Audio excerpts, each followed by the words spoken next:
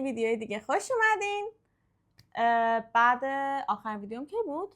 یادم نمیاد. آذر ماه بود فکر کنم، اواخر آذر بود، یعنی دی، بهمن، اسفند، فروردین، اردیبهشت، خرداد، تیر. 7 ماه قشنگ ما هیچ فعالیتی نداشتیم. اجازه بده ما هم یه سلامی به دوستان بکنیم. سلام بچه‌ها، حالتون چطوره؟ امروز قراره که یه ویدیو داشته باشیم در رابطه با اولین بارها. دستم رفت. در رابطه با اولین بارها، یعنی اولین بار چه کاری رو کی کردی؟ ازت سوال میپرسم. هم تو جواب میدی هم خودم. خدا به دادمون برسه. خدا به دادت میرسه. اولین باری که خیلی به خودت افتخار کردی کی بوده؟ اولین باری که خیلی به خودم افتخار کردم وقتی با من ازدواج کردی؟ دردت با چرا یه جوابی میدی که من ندونم الان چیه؟ آقا همینه. نه بگو. نه جدی تو بشقم من میترسم راستشو بگم. نه جدی بگو. اولین باری که به خودم خیلی افتخار کردم سال اولی بود که باشگاه رو زده بودیم.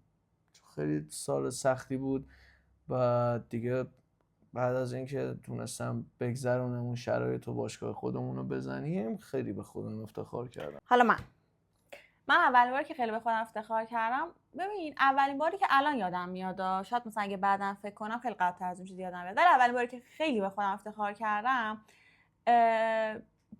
اولین بارش وقتی بود که من میخواستم انتخاب رشته کنم. بعد من همیشه با کمبود این که مثلا آدم‌ها راجبم چه فکری میکنن، یه کمبود عزت نفسی داشتم که این چی میگه اون چی میگه.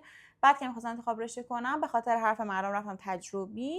بعد وقتی که میخواستم تغییر رشته بدم، مثلا برم یه رشته‌ای که توش استعداد دارم، رفتم انسانی. خیلی به خودم افتخار کردم که رو پای حرفت میشه وایسی، سر حرفم وایسادم، رفتم تغییر رشته دادم. دبیرستان رو میگی دیگه؟ دبیرستان. بعد تجربی. پدرم اینجوری دم دفتر، ببین اصلا انگار اومده بود مراسم دور از جون، ختم اینجوری بود. خیلی دوست داشت من دکتر بشم، خیلی نامیسه. نجات پیدا کردی اونجا. آره من واقعا تجربه متنفرم، خیلی استعداد میخواد تجربی. سوال بعدی، اولین کتابی که واقعا رو زندگیم تاثیر گذاشت. اصلا کتاب رو زندگی تاثیر گذاشته؟ گفتی زندگیم. نه سوال اینه، اولین کتابی که رو زندگی تاثیر گذاشته. اصلا کتابی هست که رو زندگی تاثیر گذاشته باشه؟ رو زندگی تاثیر. آره چرا نباشه؟ رو زندگیم تاثیر گذاشته باشه یا رو خودم تاثیر گذاشته باشه؟ خیلی تو مگه جزئی از زندگیت نیستی؟ مثلا روی اخلاقی تاثیر گذاشته، با یه چیزی رو تو زندگی تو تغییر داده. A few moments later. کتاب بذار فکر کنم. ببین 2 تا کتاب جورج اورول که 1984 و قلعه حیوانات که خب خیلی تاثیر گذاشت رو من واقعا. میدونی مثلا یه جورایی همزاد پنداری کردم با این داستان. ولی کتاب قدرت عادت خیلی تاثیر گذاشته مثلا روی زندگیم کلا، چون همه مثلا الان عادتهای خودم رو تجزیه تحلیل میکنم باش. بعد مثلا تو باشگاه برنامه نوشتن اینا خیلی تونستم تاثیر بذارم رو بقیه، چون دیگه ریتم اون عادت و شکل گرفتن عادت و ترک کردن عادت بد و اینا رو مثلا ازش یاد گرفتم. من یه کتابی هست که من خیلی کتاب میخونم، ولی یه کتابی هست که من خود کتابو نخوندم، رفتم پادکستشو گوش دادم تو برنامه کست باکس اگه اشتباه نکنم. کتاب اثر مرکب. اثر مرکب یه کتابیه که خوندیش؟ نه. یه کتابیه که کتاب من بود گرفته بودم البته. نه من پادکستشو گوش دادم. آره کتابشو نخوندم. آره. من کتابای روانشناسی خیلی خستم میکنن، نمیتونم ادامه بدم بخوندن با اینکه خودم رشتم روانشناسیه. برای همین پادکستاشون رو گوش میدم. حالا به غیر از مثلا مجبور باشم به خاطر دانشگاه بخونم، کتاب روانشناسی برای مطالعه آزاد نمیخونم، پادکستاشون رو گوش میدم. حالا من خیلی دوست دارم روانشناسی. نه من خستم میکنم، شاید دوست دارم رمانتور باشه که سرگرم شم با کتاب. بعد توی کتابی حرف خیلی خوبی زد، میگفتش که مثلا کتاب باشگاه 5 صبحیا روانشناسی زرد نیست، یعنی با واقع بینانه داره میگه مثلا تو لازم نیست از فردا دیگه فقط روزی 5 قاشق برنج بخوری که اضافه وزنت از بین بره. تو مثلا اگر روزی 2 کفگیر برنج میخوردی بر فرض مثال بشه روزی 1 کفگیر، از روزی 1 کفگیر شروع کن. یا مثلا لازم نیست هر روز بری باشگاه، از روزی 1 رو پیاده روی شروع حالا کن. من منطقی تر، خیلی منطقیه.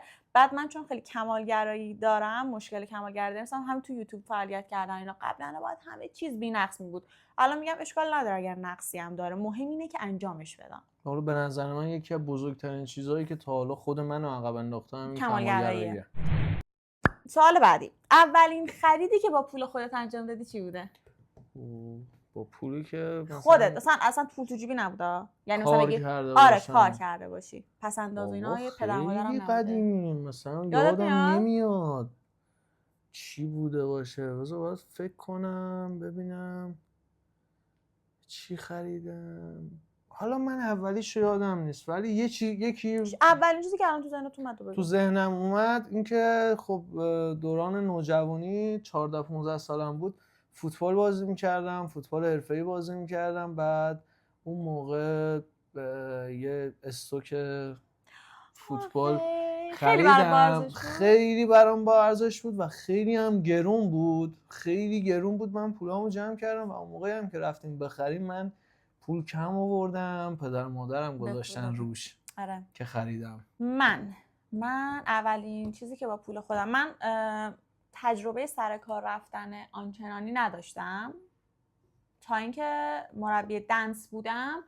اولین باری که تونستم با حقوق خودم چیزی برای خودم بخرم، اولین بارش این بود که رفتم سینمرغ گرفتم برای خودم، خواستم رژیم بگیرم، رفتم با پول خودم برای خودم یه عالمه سینمرغ گرفتم. خیلی حال کردی. آره، ولی شیرین ترین چیز پرانتز بگم، شیرین ترین چیزی که با پول خودم خریدم گوشی بود. گوشیه که آره گرفتی. بعد اون موقع که می‌خواستم گوشی بگیرم، شیائومی می‌خواستم یه گوشی مثلا در حد توانم بخرم. بعد اون موقع امیر برگشت گفت که نه بیا یه گوشی خفن‌تر بگیر، من پول میذارم روش. گفتم نه، میخوام با پول خودم باشه، یعنی بیشتر نباشه. حالا یه گوشی مدل بالاتر گرفتیم ولی خب مثلا اینکه تونستم 2/3 پول گوشیمو خودم بدم خیلی برام ارزش بود و اون گوشی برام از همه گوشی‌ها با ارزش‌تر بود. سوال بعدی، اولین کراشت کی بوده؟ والا مثلا چجوری کراش بازیگری؟ کراش کسی که دوستش داشتی، حالا میتونه تو دنیای واقعی باشه، میتونه سلبریتی باشه. تو دنیای واقعی کراش نداشتم حقیقتا. بگم مثلا کراش داشتم مثلا با یه نفر باشم، نه فکر نکنم با یه بازیگر یا اینم باید یه ذره فکر کنم. زمینم کی رو دوست داشتم اون موقع؟ یکی بود خیلی سلبریتی ایرانی بود؟ نه خارجی بود. بیانسه، جنیفر بابا لوپز، بیانسه. مدونا. من اصلا بیانسه رو گوش نمیدم. من تازه همین چند وقت پیش تو اینستا قیافش دیدم. شینوز بیانسه میدونه.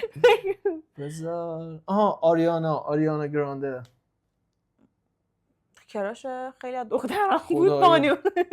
من راستشو بگم حالا یه دوست دختر داشتم اون موقع که 16 15 یا 16. یه دوست دختر داشتم که خیلی مثلا فن این بود. به خاطر اون دوست داشتی؟ نه مثلا نمیشناختم دیگه، عکساش و آهنگاش و ایناشو که مثلا دید من کراش زدم. اولین کراش من خدای کراش بازی بودم تو سلبریتی‌ها، ولی اولین کراش هم خیلی خجالت میکشم بگم، یه سریالی بود اون موقع شبکه نمایش فکر کنم پخش میکرد. اون موقع ماهواره نداشتیم، شبکه قرآن پخش میکرد.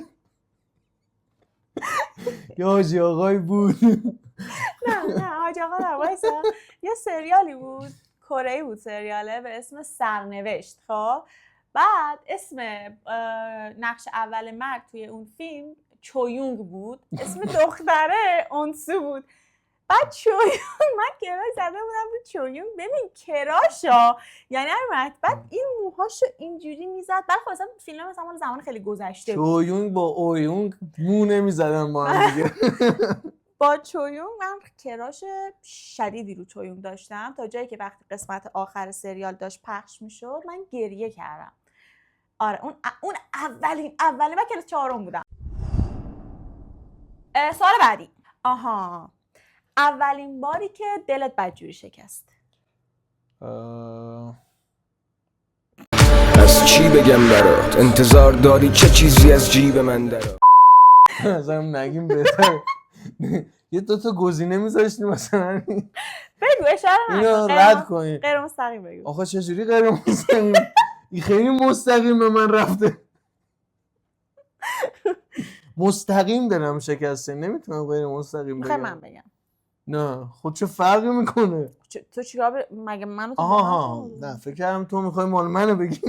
نه تو بگو، من این سوال هم بگذارم. نه من اولین باری که دلم شکست،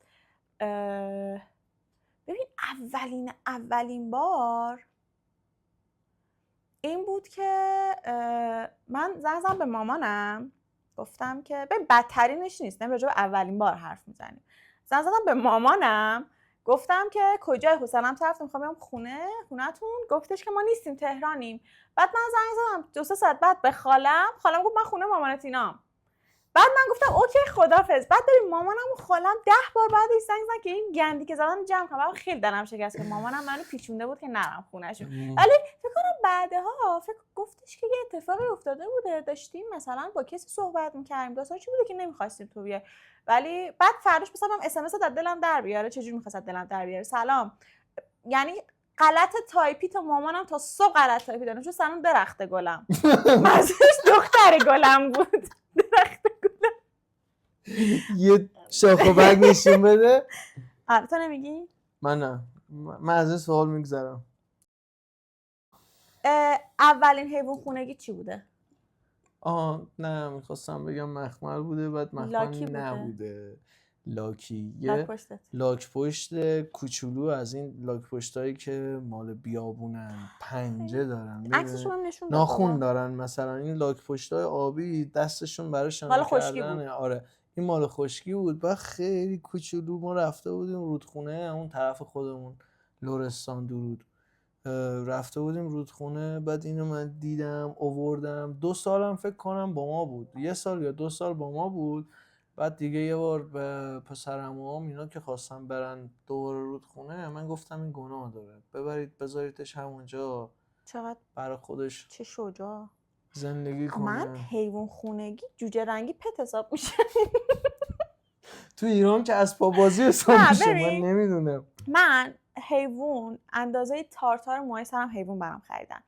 ببین من پدرم خیلی آدم پایه‌ایه. بعد بچه‌م که بودم عاشق حیوان بودم. اولین حیوان خونگی من خب جوجه رنگی بود. این جوجه رنگی که میمیرن. من هیچ وقت نداشتم. من تو دلت بخواد داشتم. بعد مادر بزرگم خدا رحمتت کنه بانو درو باز میکرد که جوجه‌ام برن. بعد میگفت در باز بود و خودشون رفتن. حالا من اول حیوان خونگی جوجه رنگی بود. ولی مثلا اولین حیوان خونگی که دیگه مثلا مثل جوجه اسکل مسکل نیست، مثلا میشد باش ارتباط برقرار کنی، گوسفندی که برام گرفتن حساب میشه. من برنامه کودک که برای ناقلا رو میدیدم گفتم گوسفند میخوام. مامانم خیلی جدی گفت نه شب با اون با گوسفند اومد. اگه بخوام یه چیزی بگم که خیلی تو ذهنم مونده باشه، کاپیتانو میتونم بگم. پسته رو میتونم بگم. قناری پدرم بود. پسته. آره قناری پدرم. سوال بعدی. اولین باری که خجالت کشیدی؟ این سوال خیلی کلیه. البته من یه دونه الان یادمه، میخوام تعریفش کنم. من بچه بودم خیلی خود توپل بودم، چاق بودم. بعد سر سفره نشسته بودیم خونه عمم اینا. خب هیچی دیگه، چاق بودم و بچه مثلا 10 سالم بود، 9 سالم بود. آقا من اومدم خم بشم دیس مرغو بردارم یهو خیلی خجالت کشیدم. یعنی یه جوری من اینجوری اومدم هر کی هم میومد برو خودش نیاره یا یه بچه توپل. خب اولا که که بچه بودی خب هی میمونن برای خودشون نیارم، اینجوری بودن دیگه، همه داشتم میخواستم منفجر بشم، من اصلا غذا کوفتم شد. نه اولا که بچه بودی کسی نباید بخنده. 90% کسایی که تو فامیل بچهای بقیه رو مسخره میکنن خودشون بچهای اسکلی گیرشون میاد. خب من خیلی بچه‌ها جلوم اتفاق براشون افتاده، مثلا الان خب خیلی شده و هیچ ریاکشنی نشون نمیدم. اون بچه نباید خجالت بکشه، دچار طرحواره شرم میشه. من اول باری که خیلی خجالت کشیدم، من بچه بودم یه تیشرتی داشتم بعد بنفش بود. بعد بچه که بودم منظورم 12 سالگی بود. رفتم خونه خالم اینا که از فامیلاشون اومده بود اونجا، از فامیل شوهرش. بعد من تیشرت پوشیده بودم، تیشرت یقش گرد بود، مثل این انقدر بسته نبود، مثلا تا اینجاها بود. بعد 12 سالم بود. بعد رفتم که سلام بدم، یه آقایی از فامیلاش اونجا بود که نمیخوام اسمشو بیارم چون دخترش تو سابسکرایبرام اگه اشتباه نکنم. بعد من اینجوری گفتم میفهمم اصلا من مهم نیست اسمشو فقط نمیگم. اینجوری نگاه می‌کرد، روشو انداخت پایین که مثلا این چرا یقه لباس انقدر بازه. بعد من خیلی خجالت کشیدم به خاطر اینکه فکر می‌کردم که من خیلی کار بدی کردم که تیشرت مثلا اولا که 12 سالم بود، دومم که اگر برگردم به عقب باز اون تیشرت میپوشم و اون آقا میتونه الان تو 23-4 سالگی هم اگه بپوشی کسی نمیتونه حرفی بزنه. اصلا کسی بیخود میکنه تو پوشش کسی نظر بده. دقیقاً. یه جمله خیلی معروفی هست میگه ما تو این قرن داریم تلاش میکنیم کسی راجع به پوشش کسی نظر نده، در صورتی که اون پوشش اگر قراره مثلا به تو آسیب جانی یا مالی بزنه. میدونی چی میگم؟ عرف هر چیز یک عرفی داره ها. مثلا تو توی کنار ساحل با بیکینی میری ولی نمیتونی با هم بیکینی بری تو دانشگاه. این که عرف رو رعایت کنی طبیعیه، ولی اینکه تو بری به یه بچه 12 ساله بگی چرا یقه تیشرت بچه 12 ساله گرد بوده اینجوری نگاش کنی، رو تو اینجوری کنی، این از نظر من از احمق بودن میاد. هیچ چیزی جز احمق نظر با اجبار و زور فرق میکنه. خب نظر رو میتونی بدی. اولین باری که یه قدم خیلی بزرگ بر روی یاد برداشتی؟ این آخرین سوالا. اولین بار که یه قدم خیلی بزرگ برای رویاهام برداشتم 2 تا کاره. اولیشو بگو دیگه، یکی که برات خیلی تاپه. ببین اون زمان که دیگه افتادم تو کارهایی که باشگاه بود مثلا راه بندازم، هم خیلی سخت بود، هم خیلی راه بندازیم ما هم اون رویا رو با هم به دست آوردیم. نه مثلا میگم چون کارهای اجراییشو مثلا میکردم میگم اینجوری، چون هم خیلی سخت بود، هم خیلی از دسترس دور بود و هم خیلی بد شرایطی بود. من اصلا فکرشو نمیکردم. من اولین باری که احساس کردم خیلی به رویام نزدیک شدم دیروز بود که یه کاری کردیم که امیدواریم که بشه. ایشالله. دیروز بود. دیروز احساس کردم خیلی با آرزوم نزدیکم. خب این بار که ویدیو تمام شد. خب اگر که ویدیو دیده شدن به نظر من میلیونی نیست، نمیشه دیگه. طبیعیه. آره ولی مثلا اگر که ببینم که حالا اوکی داده همه چی، دوست دارم که یه پارت 2 داشته باشه، یه پارت جدا از این داشته باشیم. آخرین باری که یه کاری کردیم. این خیلی باحال میشه. شما میتونید با نظراتون کمک کنید دیگه. اولین باراشونو بگن؟ نه منظورم اینه که مثلا چه ایده‌ای بذاریم.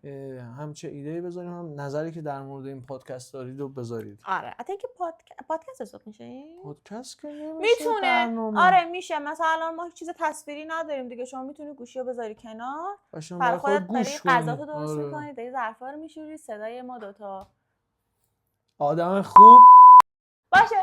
مرسی از اینکه ویدیو من تا اینجا دیدین. اسم من رعناست. برید ویدیو قبلی رو ببینید، منتظر ویدیوهای بعدی باشید. لایکی، کامنتی اگر خوشداری وسط اینکه خودتو معرفی میکنی یه اشاره‌ای هم به شوهرت بکن. کانال منه. خب اجازه بده. اینجا کانال منه.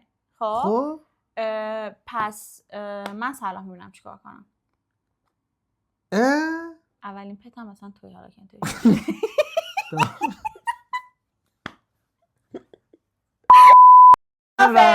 من امیرم